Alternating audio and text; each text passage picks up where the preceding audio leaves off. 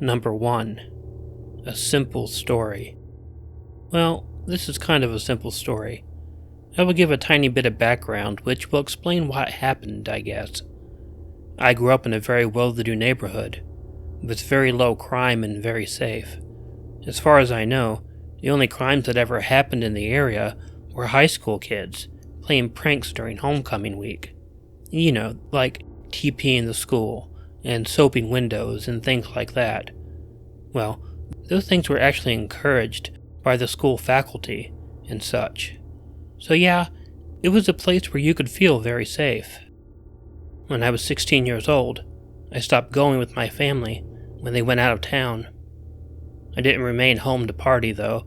Mostly I just enjoyed having the huge house to myself and a very quiet place to study.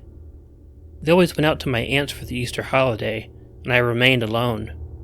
And probably better for me anyway, as I really wasn't very religious and didn't enjoy going to church all weekend. My parents actually took both cars, which was a bit of a drag for me. I didn't have anywhere to go, but that didn't mean I didn't want to drive. What 16-year-old doesn't want to drive for no better reason than there is a car there? The first night was pretty normal. Nothing happened at all.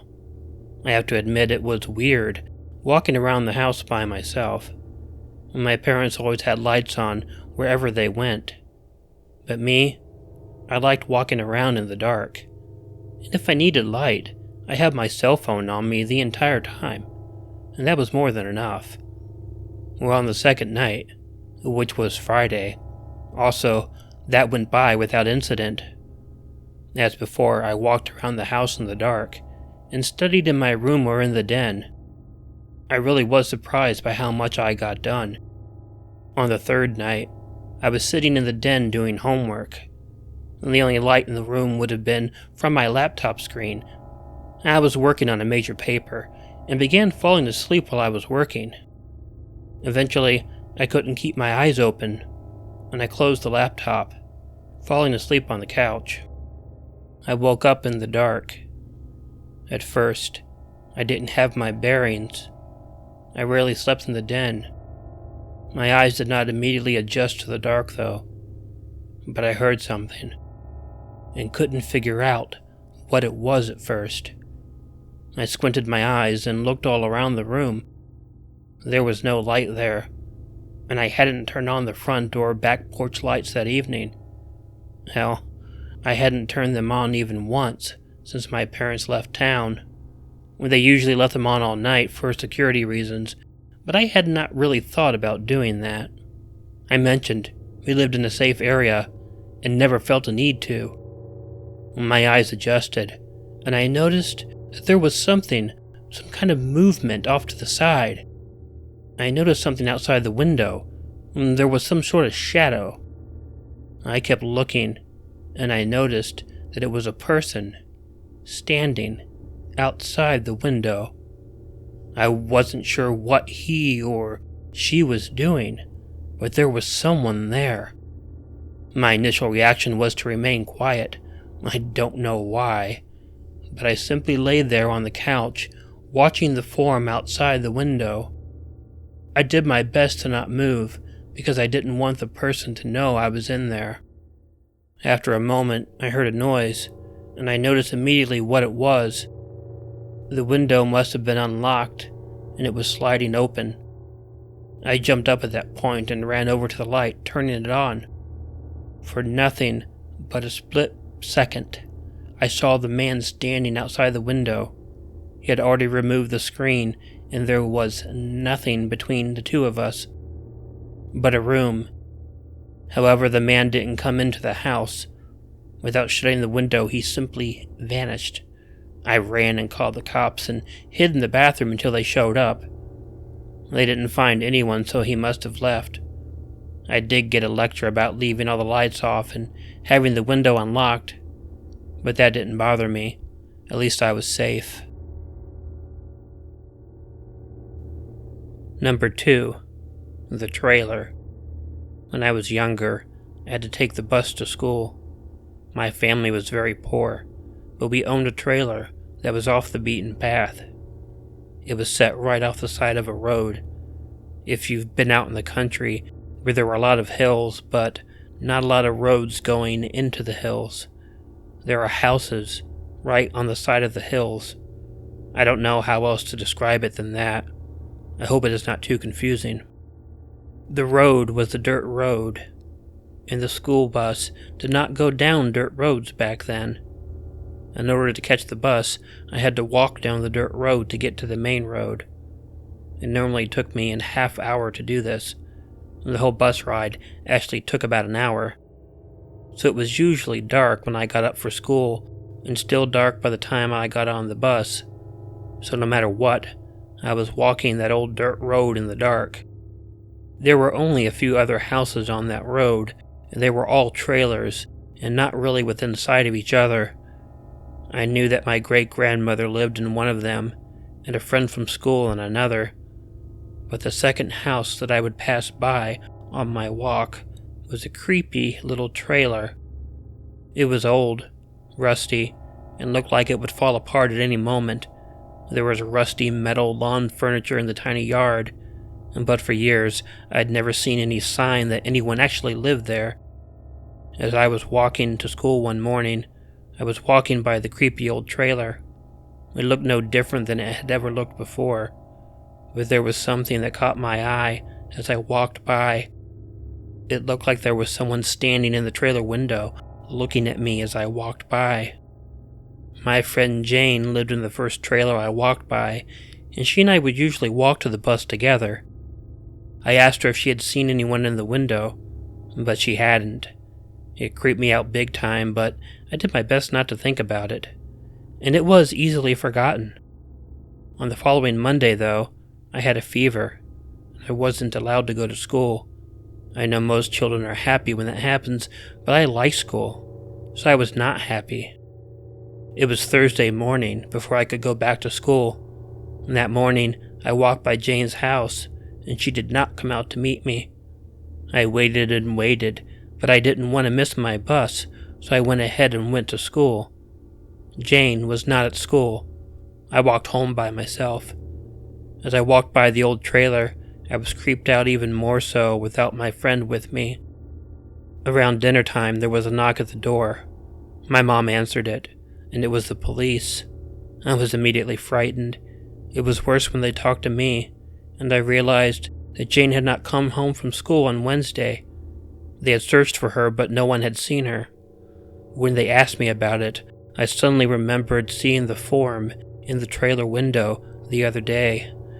I told the police about it, and they told me that the trailer had been abandoned for years, but they would check it out just in case. I was really worried about Jane, and the police left, and it was at least 2 hours before they returned. And when they did, I didn't get to talk to them that time, and they talked to my parents, who were extremely upset. Later I was told that Jane was found inside the trailer. She wasn't dead, but she had been hurt very badly, tied up and locked in one of the small trailer closets. Her dad, who did not live with the family, was the major suspect. I was to find out later that Jane's mom had cut off his visitation rights, and he had begun living in the trailer to see his daughter. When I hadn't been with Jane on Monday and Tuesday, he decided to confront her on Wednesday. He had avoided doing this before because I had been there. He scared her, however, and he tried to pull her into the trailer to be quiet. Well, he ended up hurting her, and rather than get caught, he tied her up and left her there. That was Wednesday morning, meaning she had been in the trailer for nearly 2 days. There was evidence, though, that the father had been living in the trailer for months, watching me and his daughter as we walked to school in the dark in the morning. It was a while before I was really able to hang out with Jane again. Her father didn't get caught. He vanished. I always hope someone found him and beat the crap out of him for what he did.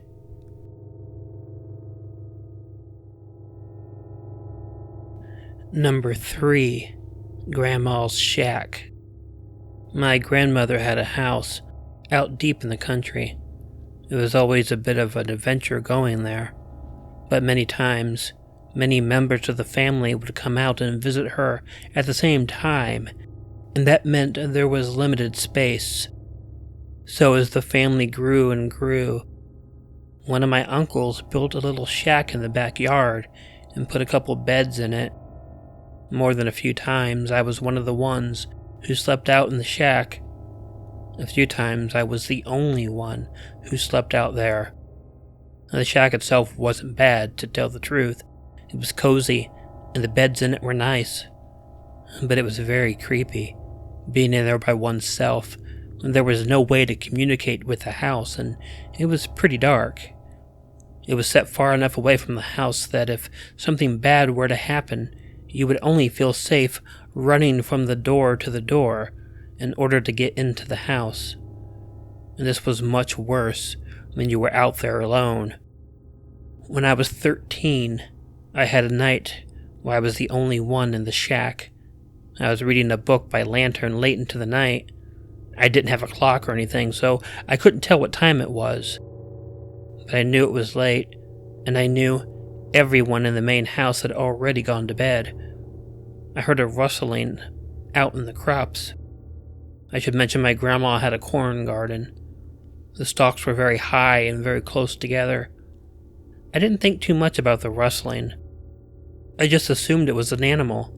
But the more I heard it, the more I became concerned for the corn itself. My grandma was not very rich, and the corn was very important. Normally, there was a BB gun out in the shack. It was used to scare away animals like stray dogs or something. It was there that night. I decided to go and get it, and go outside and scare whatever was out in the corn.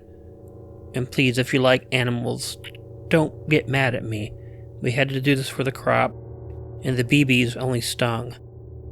I got the gun and walked out of the shack. I walked over towards the corn, looking to see if I could tell where the noise was coming from. For a few moments it was silent, and then I heard the rustling again. I saw a shadow in the corn, and it was a big shadow, but I only assumed it was a cow or a doe or something. I shot at it with the BB gun. "You motherfucker!" I heard a deep male voice yell at me. Suddenly the form of the corn began coming toward me. I hadn't even thought that it might have been a person in the corn, but now I was scared. Turning, I ran back to the shack because it was closer than the house. I ran in, shut the door before looking out the window. It didn't matter. Someone began trying to open the door, rattling the entire thing. The man was yelling at me things like, "Wait until I get this door open, I'm gonna skin you fucking alive." Terrified, I backed myself into the corner with a BB gun. I realized it would not protect me, though. I began screaming for help. The door kept rattling, and I was waiting for it to break open. And then I heard a gunshot, and the door stopped. I heard a voice yelling at the person to get the hell out of the yard if they wanted to live to see the morning. There was more cursing, another gunshot, and then I heard the man moving away. All the screaming had woke my grandfather up, and he had always had a shotgun by the back door. He didn't know who the man was or why he was in the corn, but figured he was just stealing it. We didn't know and didn't care, but I never slept in the shack again.